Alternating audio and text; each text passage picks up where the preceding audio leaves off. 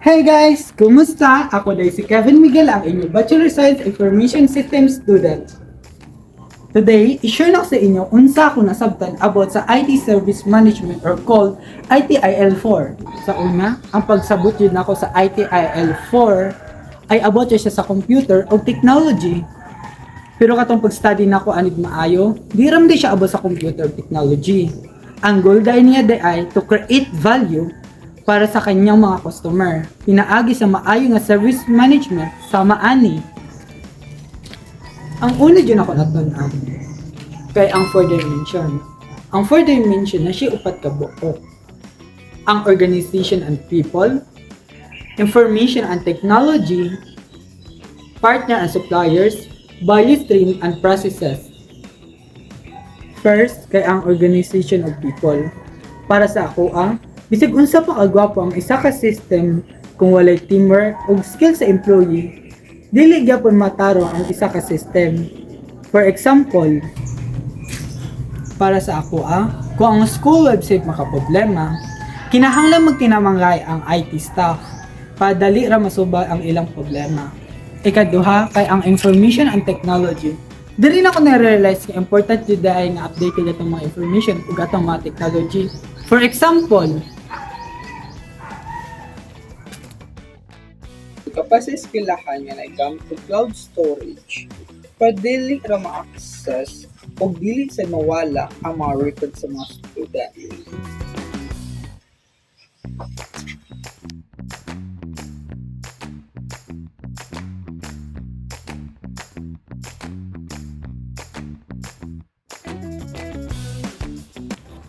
ay katulo, kaya ang partner suppliers, katong pag-study na ko ani, dili na ko nasabtan nga ang organization dahil need siya partnership. Mao na siya nga na siya laing partner sa other organization o laing company.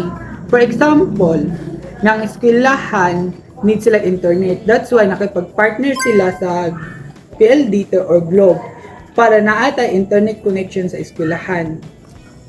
Ang ikaapat, kaya ang value stream and services. Galing ako nabalaan na step by step rin siya nga process sa pag-manage sa service sa customer. For example, kay ang student sa eskwelahan. Ang student, mga student ID. And then, of course, ang eskwelahan, ipapill up sa nila ang form sa student. Pag ang human nag-fill up sa student sa form, i-verify na nato kung ilaha ba dyan itong pangalan na addict to, tapos mag-take na tag-picture, na nato siyang ikaduha. Ang ikatulo, i-print na nato. Ang ikaupat, i-release na natong ID na ang ID nila sa ilaha. Muna to sila ang step by step. Karon, human naman ta sa 4 dimension ang sunod na kay ang service value system. Ang kani siya, overall guide na din siya sa organization, pinaagi sa guiding principles, governance, service value chain, practice, o continual improvement. Aron tan activity, naga-focus lang sa pag-create of value.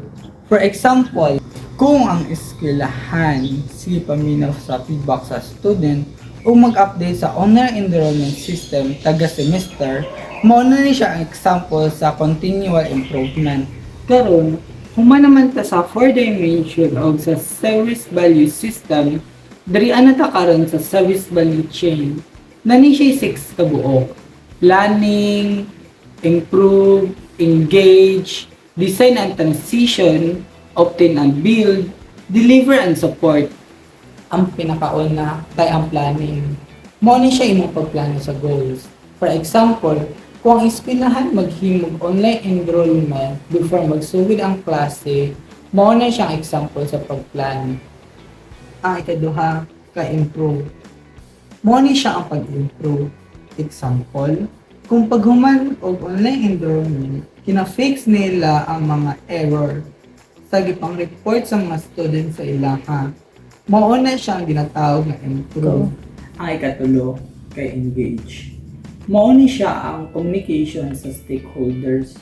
For example, ang IT staff motabang sa mga question sa mga students pinaagi sa email or Facebook page. Mao ni siya ang ginatawag na engage.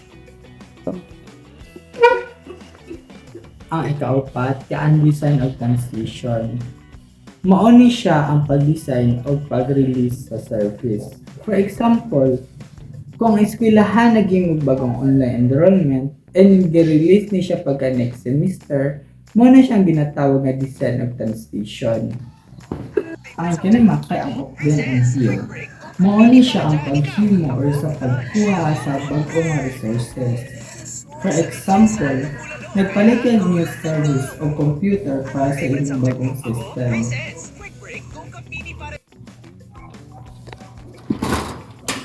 Mao ni siya ang deliver and support. Mao ni siya ang actual na paghatag og support. For example, kung student dili kabalo mo open sa system sa enrollment, na ang IT staff nga motabang sa ilaha, mao na siya ang deliver and support.